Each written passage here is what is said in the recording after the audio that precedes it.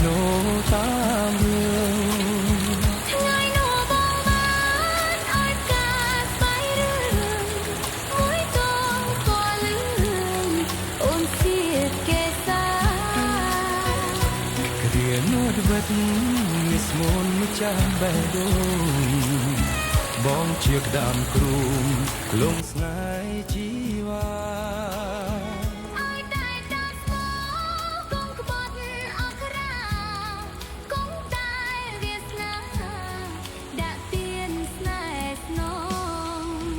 កំពុងសង្ឃឹមកំយើងត្រូវប្រត់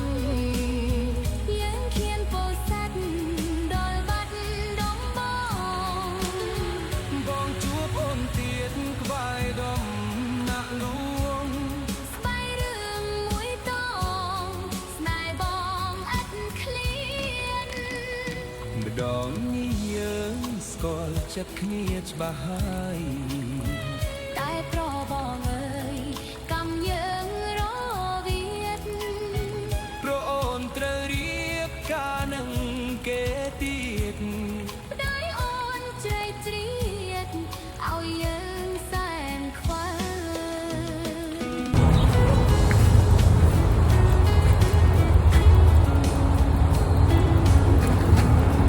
ស្ដីបងប្អូនបន្ទាប់ពីភ្លៀងហើយនេះទៅសក់អូទៅសក់ខ្ញុំកើតតែនេះមិនដើមទៅសក់អីណាបងប្អូនខ្ញុំដាំម្រះចាម្រះខ្ញុំដាំម្រះព្រៅខាងក្រោមនេះស្លឹកកន្ទ្រកហើយនេះទៅសក់ខ្ញុំវាមកទៅវាចិត្តគ្នាត្រឹមចិត្តគ្នាតែផ្លែដល់កហើយបងប្អូននេះទៅសក់ចាហើយនេះតពីភ្លៀងនៅភ្លៀងនៅអូស្ត្រាលីភ្លៀងគឺថាភ្លៀងមួយអាទិត្យពេញតែហ្មងគេដាក់កាសទៀតហើយមើលទៅសក់ចាផ្លែដល់កហើយគឺថាផ្លែច្រើនមែនទែនគឺថាកាត់ហូបនឹងមិនទាន់សក់ដើមផ្លែត្រលាប់ហើយនេះដើមចេកអាស៊ីយើងហ្នឹងខ្ញុំគិតទិញហ្នឹងហើយនេះខ្ញុំទិញឆ្នាំមុនថាមួយឆ្នាំហ្នឹងចាហើយនេះប្តីខ្ញុំគាត់បរិចគាត់ដាក់ដាំពោតដាំម្រះព្រៅដែលវាដុះហ្នឹងបែកមកនេះប្រហែលជាត្រឡាចក៏ឃ្លោកខ្ញុំអត់សូវស្គាល់ហើយនេះវិញគឺពេញប៉ោះ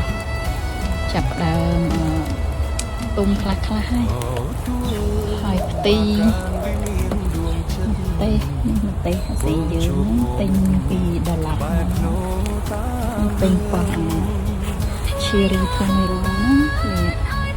ឆ្ងាញ់ណាស់បងប្អូនឆ្ងាញ់មែនទែនទីអានេះក្តារពេញប៉ោះខ្ញុំច្រើនណាស់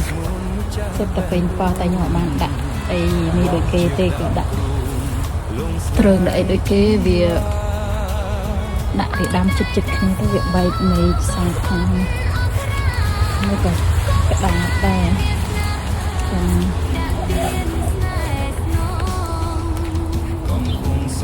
ពេញប៉ោះហ្នឹងចិត្តទុំនេះហើយអានេះពពីចាខ្ញុំបេះបាន3ដងហើយពពីនេះទៅเป็นใบជូរតែវាអត់ឃើញឡើងទៅណាសោះបើពពីបេះញ៉ាំបាន2-3ដងហើយនេះបេះឲ្យមិត្តភក្តិខ្លះហើយក៏បេះឲ្យអ្នកស្គាល់គ្នាច្រើនដែរហើយបានផលដល់ហើយពេលក៏ញ៉ាំបានតន់ខ្លួនឯងញ៉ាំមិនធុញណា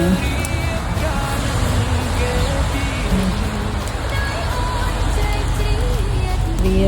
ទៅវាចេញថែមទៀតនេះមិនកំពុងភ្លៀងបងប្អូនរាំងចេញមកថតតិចណាពេលដំណាំត្រូវទឹកភ្លៀងមើលទៅមួយយ៉ាងដែរតា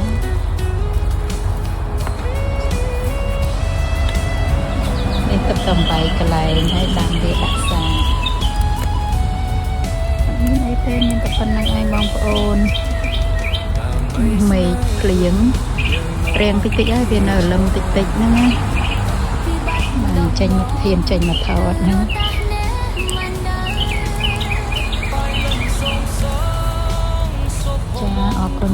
លាបងប្អូនសុខសប្បាយទាំងអស់គ្នា